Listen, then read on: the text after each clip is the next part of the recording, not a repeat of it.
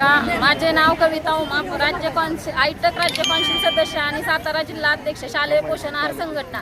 आम्ही गेले 20 वर्ष झालं महाराष्ट्रातील सर्व महिला जिल्हा परिषद शाळा आणि हायस्कूलमध्ये खूप कमी मानधनामध्ये शाळा उघडण्यापासून शाळा बंद करेपर्यंत आमच्याकडून काम करून घेतलं जातं। तर आम्हाला शासनाने शिपायाचा दर्जा द्यावा आणि कमीत कमी जगण्या एवढं तरी मानधन मिळावं। आता सध्या आम्हाला फक्त 2,500 रुपये मानधन दिलं जातं आणि आम्ही हिवाळी अधिवेशनामध्ये 2 दिवस मुक्कामी मोर्चा नागपूर येथे गेलेला होता। त्याच वेळेस सांगितलं होतं की दादा भुसे शिक्षण मंत्री आहेत, त्यांनी सांगितलं होतं मी 8 दिवसामध्ये तुमचा 1000 वाढीचा GR काढतो आणि मुख्यमंत्री देवेंद्र फडणवीस साहेब यांनी पण सांगितलं होतं तुम्ही हा मोर्चा मोडा आणि मी तुम्हाला 2 दिवसामध्ये 1000 वाढीचा GR काढतो, पण तो आणखीही मिळाला नाही। तर आम्हाला कमीत कमी शिपायाचा दर्जा आणि जगण्या एवढं मानधन आणि 1000 वाढीचा GR 8 दिवसामध्ये निघावा, नाहीतर आम्ही मुंबईमध्ये मोर्चा केल्याशिवाय राहणार नाही।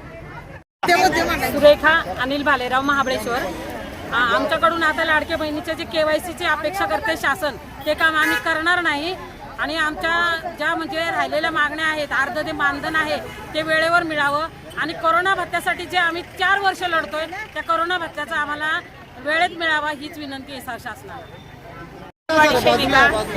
जिल्हा सरचिटणीस, अंगणवाडीच्या कामाचा एवढा बोजा वाढवलाय शासनानं, त्याप्रमाणे मानधनाऐवजी वेतन पण आम्हाला केलं पाहिजे।